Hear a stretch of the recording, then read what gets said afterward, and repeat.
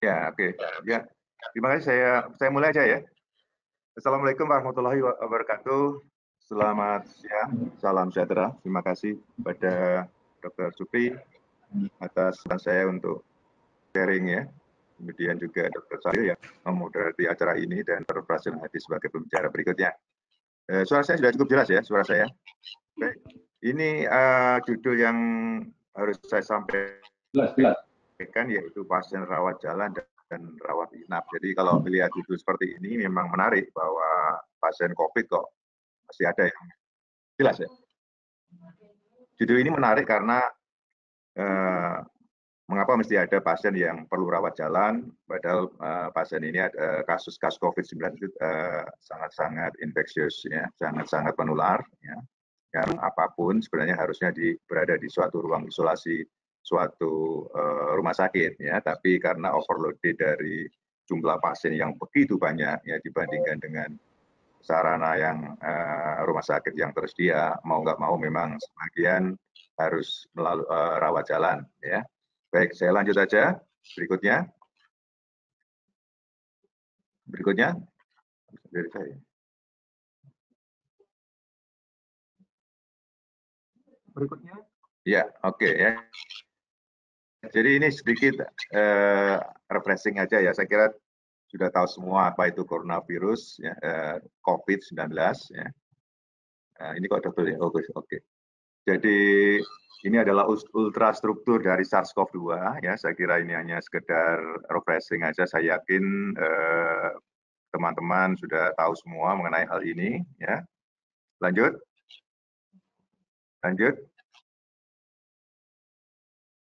Ya, lanjut.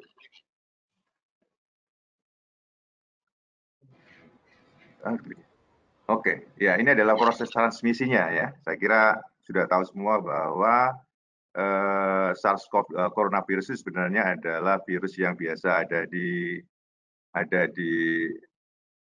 sebentar ya, kembali lagi. Kembali ke slide sebelumnya.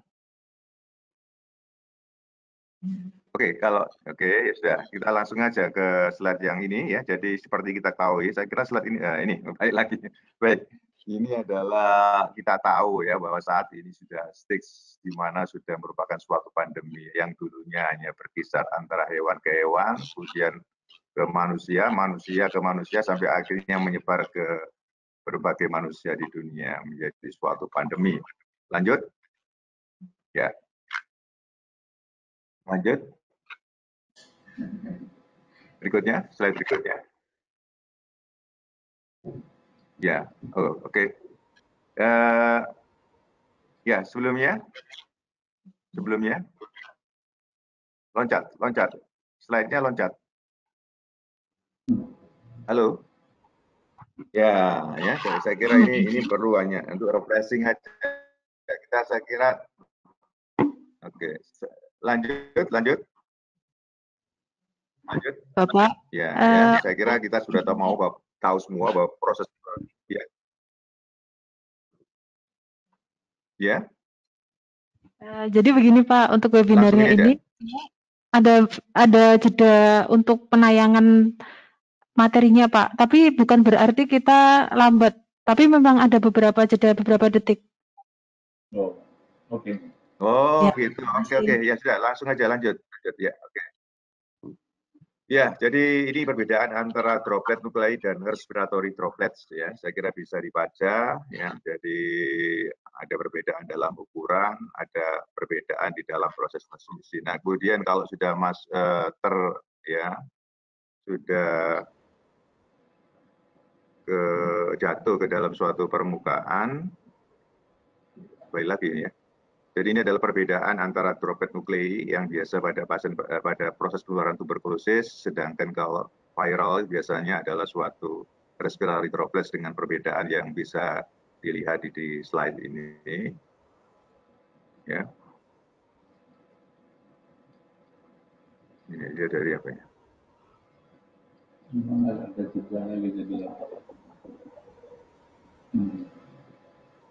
Oke, lanjut. Memang oh.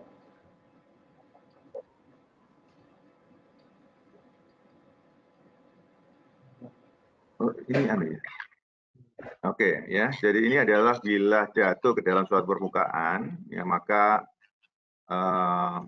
ketahanan berapa lama itu bisa berbeda-beda. Ini adalah dari berbagai penelitian menunjukkan macam-macam lamanya ya suatu virus itu bertahan di suatu permukaan benda-benda. Ya, misalnya di sini kalau di plastik sampai 3 hari, di kertas sampai 5 hari dan seterusnya ya.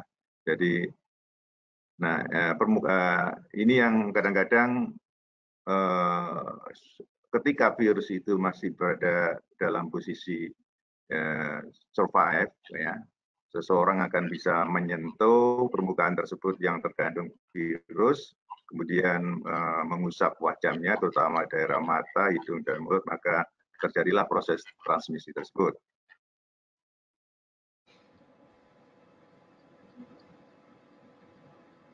Slide saya banyak ya, mungkin saya perlu waktu yang lebih cepat untuk bisa ganti slide.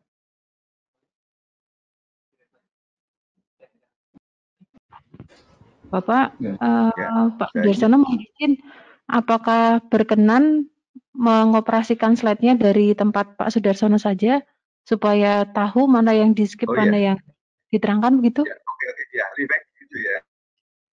Ya, ini akan diberi akses oleh admin ya Pak. Nanti mohon diklik show my screen. Iya baik, saya setuju. Oke.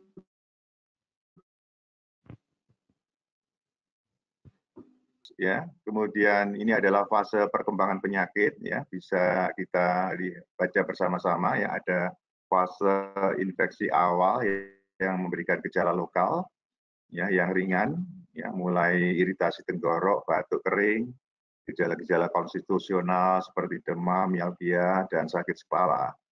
Kemudian kalau virus masuk ke parenkim paru, mulai masuk fase berikutnya yang kita sebut sebagai fase paru. Di sini terjadi suatu proses vasodilatasi, peningkatan permeabilitas endotel, pengerahan leukosit, ya, menyebabkan kerusakan paru lebih lanjut dan terjadi hipoksimia. Kemudian yang terakhir adalah fase hiperinflamasi berat. Ya, di sini responnya terus menguat, menyebabkan inflamasi sistemik yang sering kita sebut sebagai badai sitokin sehingga terjadi injury organ lebih jauh. Nah, ini definisi kasus COVID-19 berdasarkan beratnya kasus itu adalah ada 5 pembagian, yaitu yang pertama adalah tanpa gejala, kemudian ringan, sedang, berat, ya, sampai yang terakhir adalah kritis. Ya. Kemudian yang tanpa gejala itu adalah pasien memang tidak ditemukan gejala, sedangkan yang ringan itu biasanya hanya dalam bentuk gejala-gejala ISPA, ya, dengan gejala-gejala sistemik seperti demam, lemah, batuk, anoreksia, malaisia, dan seterusnya. Kemudian yang moderat itu sudah sampai terjadi suatu pneumonia. Ya. Kita namakan sebagai sedang atau moderat, ya, atau tidak berat, itu bila memang tidak membutuhkan suplementasi oksigen. Kemudian pada yang berat, itu adalah suatu pasien dengan demam atau gejala ISPA ditambah satu dari gejala berikut ini, misalnya frekuensi pernapasan lebih dari 30, ada distress pernapasan, ya, saturasi oksigen kurang dari 93%, ya, dan seterusnya. Ya, nah ini adalah kriteria definisi pneumonia berat. Ya, saya ngambil dari PDBI yang diakomodir dari ISA ATS, yaitu dikatakan berat bila terdapat salah satu kriteria dari mayor, yaitu shock septic atau gagal nafas, atau mungkin lebih dari 3 dari kriteria minor. Ini berat. Nah, ini kritis bila sampai terjadi acute respiratory distress syndrome, shock septic, atau multiple organ failure. Nah, kita mulai masuk ke dalam tata laksana COVID-19 pada pasien rawat jalan. Nah, di sini memang secara medis tidak ada sesuatu yang istimewa, tapi yang istimewa itu sebenarnya adalah pada proses komunikasi dan follow up-nya itu seperti apa. Nah, di sini adalah dasar mengapa kita perlu adanya suatu rawat jalan atau perawatan jarak jauh dari pasien COVID. Ya. Satu, ya, bahwa 80% penyakit COVID-19 ini ringan dan tidak memerlukan intervensi medis atau rawat inap. Sehingga ya manajemen jarak jauh telehealth itu lebih disukai untuk sebagian besar karena beberapa alasan. Salah duanya adalah bahwa bila pasien tidak perlu mengunjungi Fasiankes langsung sehingga mengurangi beban, ya dengan banyaknya pasien di Fasiankes termasuk mengurangi beban sumber daya dan terbatas khususnya alat pelindung diri. Kemudian yang kedua, yang tidak kalah pentingnya adalah dengan adanya kunjungan ke Fasiankes secara langsung, mengharuskan pasien untuk bepergian melalui transportasi umum, bisa juga pribadi, ya, yang ini akan berpotensi menularkan virusnya kepada orang lain. Selain itu, ketika tiba di Fasiankes, pasien dapat menularkan virus tersebut ke pasien lain dan bahkan ke petugas kesehatan. Ya, jadi ini adalah evaluasi awal ya dan program perawatan berkelanjutan pada pasien-pasien yang perlu rawat jalan, cukup rawat yaitu satu, yaitu self assessment tools, kemudian inisial telepon triase. Skala pentingnya adalah penilaian risiko keparahan penyakit, durasi gejala, serta menilai faktor lingkungan dan tempat tinggal dari pasien COVID-19. Nah, ini adalah alat untuk penilaian diri atau self assessment tools. Itu ini ya. Itu adalah bahwa ya perlu diberikan suatu materi edukasi dan penilaian diri untuk setiap pasien secara online. Dan ini disediakan oleh suatu lembaga medis dan lembaga kesehatan pemerintah. Dan ini memang sudah dilakukan di Jawa Timur. Jadi tinggal buka website dan masyarakat bisa mengisi ya, isian yang harus diisi untuk menilai dirinya itu posisinya berada di mana. Ya, ini akan membantu pasien melalui pertanyaan dan akan memberikan saran kapan harus mencari perawatan medis. Kemudian dalam hal ini nanti yang ketika dokter memberikan suatu jawaban, dokter tetap harus menentukan pilihan secara hati-hati apakah pasien itu memang perlu rawat jalan dengan isolasi mandiri ataukah harus menjalani ruang isolasi di rumah sakit. Ingat bahwa pengetahuan masyarakat tentang kesehatan masih terbatas dan juga perlu disesuaikan dengan pedoman-pedoman yang ada. Nah, kemudian mengenai triase telepon awal, ya, dari telepon awal ini dapat dilakukan ya dengan melalui komunikasi telepon atau video call atau format lain yang sesuai dengan regulasi privasi daripada pasien. Nah, melalui telepon ini dokter dapat menentukan perawatan pasien selanjutnya yang sesuai, apakah pasien cukup mandiri di rumah, ataukah telehealth visit, atau perlu datang ke klinik, rawat jalan, ataupun UGD. Setiap pasien dengan gejala yang menunjukkan gangguan pernafasan atau hipoksia harus dirujuk untuk evaluasi secara langsung. Tempat perawatan yang tepat tergantung pada keparahan gejala, apakah cukup di unit klinik rawat jalan atau poli COVID atau apapun lah namanya, ataukah di UGD. Kemudian tes COVID-nya, ya, ada beberapa poin yang perlu disampaikan di sini bahwa selama pandemi, pasien yang tinggal di daerah dengan penularan yang luas, ya, dan memiliki gejala COVID-19 secara umum, maka seyogianya semua pasien memang harus dicurigai sebagai terduga COVID-19. Meskipun mereka belum dites atau pernah dites dengan hasil negatif sebelumnya. Kemudian yang dipakai sekarang ini sebagai gold standard adalah dengan transcription polymerase chain reaction atau PCR. Nah, Mas yang sekarang ini yang rapid test yang selama ini sudah banyak dilakukan adalah bukan suatu gold standard. Jadi tidak boleh digunakan sebagai tes tunggal dalam diagnosis COVID-19, tapi lebih banyak bersifat screening. Kemudian selain itu juga perlu dinilai evaluasi penilaian risiko dari keparahan penyakit. Jadi perlu perlu diperhatikan ada risiko tinggi, ada risiko sedang, dan ada risiko rendah. Risiko tinggi bila usianya lebih dari 65 tahun, kemudian disertai adanya komorbid seperti diabetes, dan seterusnya, obesitas, dan pasien-pasien dengan imunokompromis, termasuk juga perokok. Kemudian risiko sedang bila usianya 20 sampai 64 tahun tanpa komorbid. Usia kurang dari 20 tahun dengan komorbid termasuk risiko sedang. Sedangkan yang disebut sebagai risiko sedang itu adalah pasien dengan usia kurang 20 tahun tanpa komorbid. Kemudian penilaian durasi gejala dan keparahan penyakit perlu juga diperhatikan, yaitu lama waktu berkembangnya sesak napas, kemudian penilaian sesak rasanya apakah ringan, sedang, berat, kemudian oksigenasinya seperti apa, ya. Kalau memang saturasi oksigennya kurang dari 94%, perlu evaluasi langsung, sedangkan kalau di atas 95%, maka keputusan untuk lebih lanjut itu adalah berdasarkan keparahan sesak napas, risiko keparahan penyakit, dan penilaian secara keseluruhan.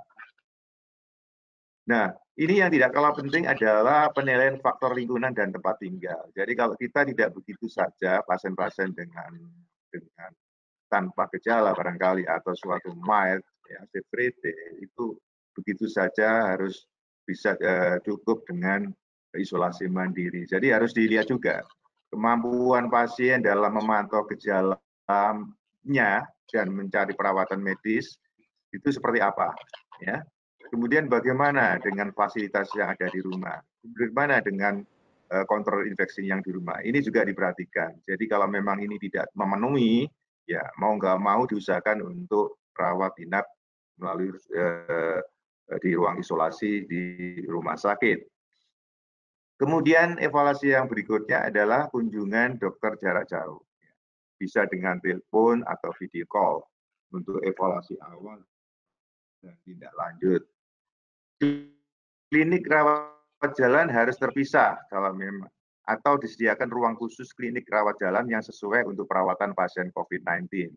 Oleh karena itu perlu strategi untuk mengurangi risiko pajanan SARS-CoV-2 ini oleh staf dan antar pasien. Jadi dibuat desainnya seperti apa, ya, bagaimana pengaturan dari ruangan dan sebagainya. Kemudian klinik rawat jalan ini kalau bisa harus terkoordinasi dengan UGD dalam program perawatan kelanjutannya. Kemudian yang juga tidak kalah pentingnya itu adalah juga harus diperhatikan hubungan kerjasama yang erat, ya, dengan dinas kesehatan dan tokoh masyarakat. Pasien dapat menjalankan rawat jalan dengan menghubungi pasienkes utama mereka setelah KRS bila pasien ini selesai menjalani rawat inap. Selama sakit, pasien dapat dialihkan ke tempat yang berbeda atau dirujuk sesuai kebutuhan klinis saat itu. Kemudian untuk menentukan evaluasi untuk menentukan perawatan pasien ada di mana, apakah di UGD, apakah di poliklinik khusus, ya, semua tergantung kepada ada tidaknya sesak napas yang berat, bagaimana dengan saturasi oksigennya, bagaimana dengan status mentalnya, ya. Kemudian untuk yang kriteria di khusus di klinik rawat jalan khusus, misalnya untuk mereka-mereka yang sesak napasnya ringan dengan saturasi oksigen antara 91 sampai 94%, kemudian sesak napas dan gejala status pernafasan dan perah untuk cukup isolasi mandiri atau perawatan di rumah, ya, dengan hal pull up ataukah perlu dirujuk ke UGD. Nah, oksigen terapi di rumah itu bisa diterapkan pada pasien dengan kriteria bahwa pasiennya dengan sesak nafas yang ringan atau sedang, stabil, dan tidak ada gejala yang progresif dalam beberapa hari. Saturasi oksigennya 91 sampai 93% dan meningkat sampai 95% dengan suplemen oksigen kanul cukup dengan 2 liter per menit, dan yang tidak kalah pentingnya adalah pasien patuh dengan terapi yang diberikan. Namun bahwa oksigen terapi di rumah ini tidak cocok untuk pasien yang baru menunjukkan gejala sesak napas dan hipoksia pada awal onset penyakit. Kemudian yang tidak kalah pentingnya juga adalah kontrol infeksi pada masing-masing pasien, ya. Kemudian tata laksana gejala, yaitu pengobatan simptomatik, ya, seperti antivirotik, obat batuk, ya, dan sebagainya dan sebagainya. Kemudian yang berikutnya, ya, pengobatan spesifik. Bagaimana peranan pengobatan spesifik untuk terapi COVID-19 ini? Ya, sampai saat ini beberapa terapi spesifik untuk COVID-19 telah dievaluasi dan belum ada yang menunjukkan efikasi. Hidroksikloroquine sendiri yang saat ini sudah dipakai di mana-mana sebenarnya masih dalam tahap investigasi. Jadi obat spesifik untuk COVID-19 tidak boleh diresepkan pada pasien rawat jalan di luar uji klinis. Keterbatasan data dan kekhawatiran toksisitas pada pasien yang perawatannya tidak dipantau secara intensif. Kemudian bagaimana dengan pasien-pasien dengan komorbiditas yang kronis, misalnya pasien dengan asma atau PPOK, pasien yang menggunakan nebulizer, ya, untuk menghindari penggunaannya, bila di sekitarnya banyak orang lain, ya, untuk menghindari terjadi proses transmisi dari proses aerosolisasi. Kemudian pasien yang menggunakan immunomodulating medication juga perlu dipertimbangkan risiko dan manfaat penghentian didasarkan pada indikasi dan keparahan. Kemudian masalah yang berikutnya konseling dan perburukan gejala. Jadi pasien yang harus diberi konseling, yaitu apabila ada perburukan gejala, harus dievaluasi kembali dengan kunjungan telehealth dan secara langsung termasuk evaluasi di UGD. Pasien diedukasi tentang durasi gejala dan kemungkinan penurunan fungsi respiratori setelah beberapa hari dari onset gejala. Yang tidak kalah pentingnya juga adalah memastikan dukungan di rumah, siapa yang dapat dihubungi apabila memerlukan bantuan, dan akses layanan medis darurat. Pada pasien-pasien dengan COPD atau asma disarankan dengan monitor yang lebih ketat untuk status respirasinya. Kemudian tata laksananya seperti apa pada pasien yang setelah KRS dari rawat inap atau UGD? 1. Pada pasien yang dipulangkan ke rumah, sebagian besar pasien yang pulang ke rumah memerlukan kunjungan lanjutan dari dokter dalam 1 atau 2 hari setelah pemulangan. Tapi ini semua tergantung pada situasi klinis dan sosial. Kunjungan melalui telehealth atau kunjungan rawat jalan secara langsung perlu dipertimbangkan pada kondisi tertentu. Sedang untuk pasien yang pulang dari UGD dan dirasa perlu perawatan lanjutan harus diikuti kunjungan paling tidak dengan melalui telehealth.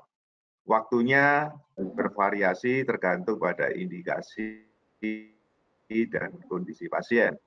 Kemudian pasien yang dipulangkan untuk perawatan di rumah dan diawasi untuk pemulihannya perlu supervisi. Jadi ke rumahnya, dan ini disesuaikan dengan fasilitas dan sumber daya nakes yang ada. Kemudian evaluasi sebenarnya dapat juga dilakukan melalui telehealth. Nah, bagaimana dengan tata laksana COVID-19 pada pasien dengan rawat inap? Jadi ada beberapa hal poin yang perlu saya sampaikan di sini adalah misalnya pemberian terapi empirik antibiotik seperti halnya bila diberikan pada pneumonia bakterial.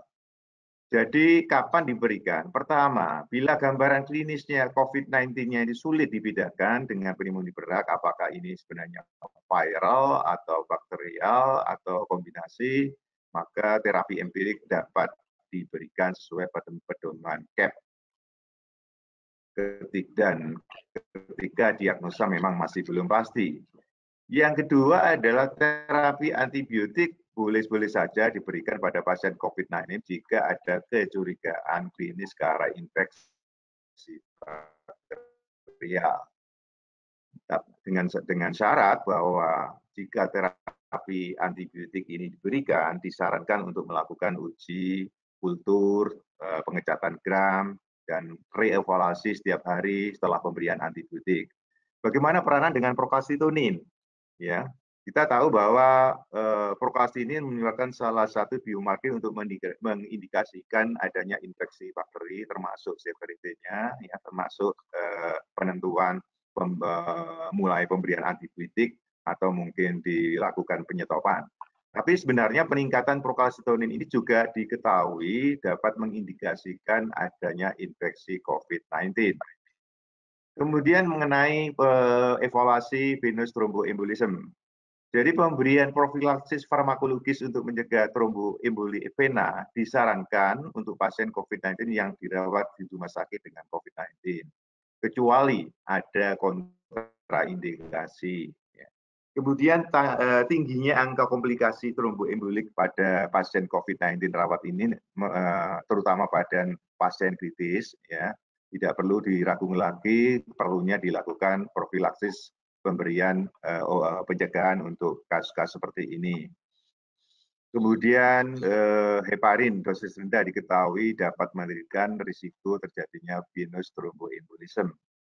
Antikoagulasi berhubungan dengan peningkatan survival pada pasien yang terintubasi yang dirawat di rumah sakit. Kemudian mengenai bagaimana peranan dari NSAID, ya. Memang informasi risiko obat antiinflamasi non-steroid ini itu masih terbatas. Kalau memang tidak diperlukan, tidak ada indikasi kuat, tidak perlu diberikan, tapi sebagai gantinya yang mungkin bisa diberikan lebih awal adalah acetaminophen. NSAID tetap dapat diberikan pada pasien dengan kondisi kronik lainnya, misalnya kecuali jika ada alasan untuk menghentikannya. Kemudian memang hindari obat-obatan nebulisasi, karena obat-obat yang dihirup harus sebaiknya diberikan dengan inhaler jika memungkinkan, daripada dengan diberikan dengan melalui nebulizer untuk menghindari risiko aerosolisasi SARS-CoV-2 melalui nebulisasi. Tapi ini tidak berarti bahwa nebulisasi ini merupakan kontraindikasi mutlak. Ada kaidah-kaidah tertentu kapan nebulisasi bisa diberikan dengan pagar yang kuat. Jika nebulizer harus digunakan, tindakan pencegahan untuk pengendalian harus diperhatikan. Kemudian bagaimana peranan glukokortikosteroid? Jadi dalam hal ini WHO dan CDC merekomendasikan untuk tidak menggunakan glukokortikosteroid sistemik pada pasien COVID-19, kecuali kalau bila ada indikasi kuat, misalnya PPOK yang mengalami ekstravasi akut. Kemudian glukokortikosteroid ini ternyata juga berhubungan dengan peningkatan risiko kematian pada pasien influenza dan pada kasus-kasus dengan MERS-CoV. Meskipun glukokortikosteroid dulunya banyak digunakan untuk SARS, namun sebenarnya tidak ada bukti manfaatnya. Namun terdapat bukti tentang efek samping jangka pendek dan jangka panjang yang merugikan. Kemudian bagaimana dengan manajemen obat-obat kronik? Salah satu yang menarik ini adalah kontroversi penggunaan ACE inhibitor, ya, atau angiotensin receptor blockers. Ya. Jadi dalam hal ini silakan tetap dilanjutkan, kecuali kalau ada alasan untuk dihentikan, seperti misalnya hipotensi dan lain-lainnya. Bagaimana dengan penggunaan statin pada pasien-pasien yang diperlukan? Ya, tetap dilanjutkan. Ya. Kemudian sebagian besar pasien dengan severe COVID-19 memiliki penyakit kardiovaskuler, diabetes mellitus, dan indikasi lain untuk penggunaan statin. Cedera jantung akut adalah salah satu komplikasi COVID-19 yang harus dihindari. Kemudian bagaimana dengan obat-obat imunomodulator? Penggunaan agen atau obat imunosupresan sudah banyak terbukti meningkatkan risiko keparahan penyakit pada infeksi virus pernafasan secara umum. Penghentian prednison, obat-obat biologik atau obat-obat imunosupresis lainnya pada COVID-19 harus ditentukan berdasarkan kasus per kasus. Kemudian bagaimana dengan kontrol infeksi? Saya kira di sini perlu dilihat bagaimana tipe ruangannya. Ya, saya kira ini PPI ya akan lebih jelas. Ya, saya tidak akan membahas ini secara detail. Kemudian bagaimana dengan terapi spesifik COVID-19? Jadi seperti kita tahu bahwa masih terapi spesifik dalam ini penggunaan antivirus itu masih sedang dalam evaluasi. Salah satunya adalah remdesivir. Ya. Remdesivir, misalnya di sini FDA di Amerika Serikat mengeluarkan izin penggunaan darurat remdesivir untuk anak-anak dan orang dewasa yang dirawat di rumah sakit dengan severe COVID-19. Bagaimana sekarang dengan chloroquine? Jadi chloroquine itu FDA telah mengeluarkan otorisasi penggunaan darurat obat ini pada pasien COVID-19, baik pada remaja atau orang dewasa yang dirawat di rumah sakit dalam hal setting hanya pada partisipasi uji klinis. Di luar uji klinis tidak disarankan secara rutin menggunakannya karena data yang terbatas dan potensi adanya toksisitas. Jika obat digunakan untuk COVID-19 di luar uji klinis, ITSA mendorong pembuatan registri bila mungkin untuk secara sistematis mengevaluasi keamanan dan efikasinya. Kemudian bagaimana dengan convalescent plasma? Penggunaannya ini masih sedang diuji ya, untuk pasien dengan severe COVID-19. Penerima plasma dari donor yang telah pulih sepenuhnya dari COVID-19 menunjukkan penurunan nasopharyngeal viral load, penurunan derajat keparahan penyakit, dan peningkatan oksigenasi dalam 12 hari setelah transfusi.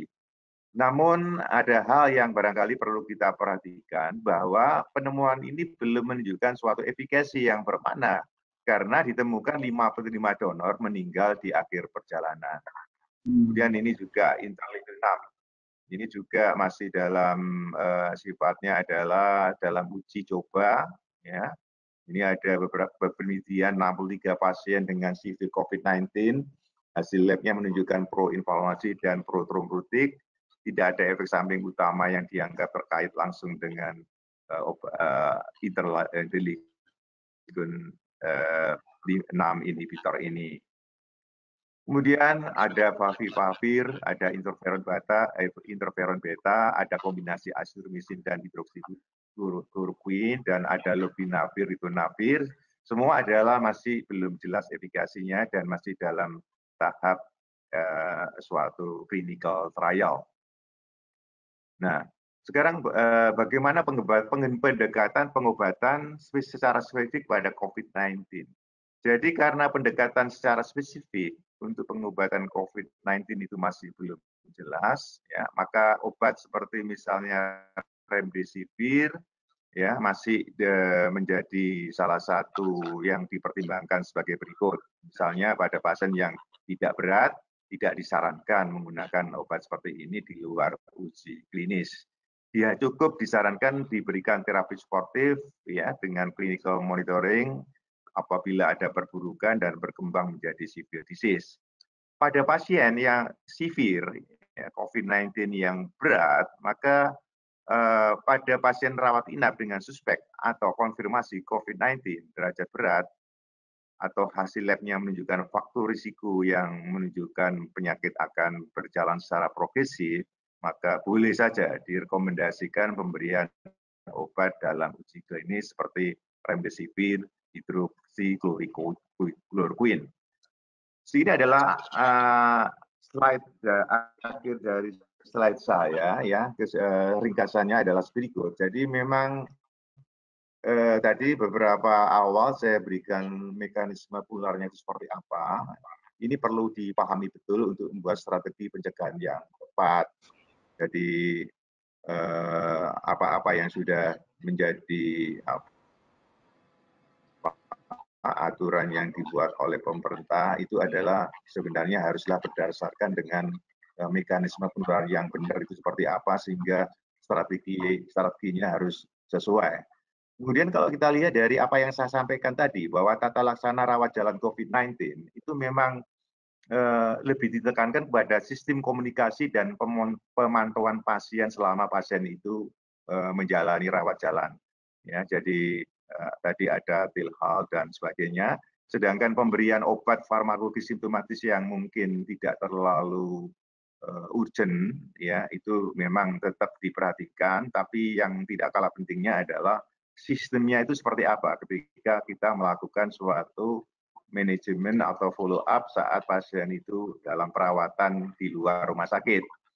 Sedangkan untuk tata laksana rawat inap COVID-19, maka standard of care itu berlaku seperti kita kalau melakukan perawatan pada pasien dengan pneumonia umumnya.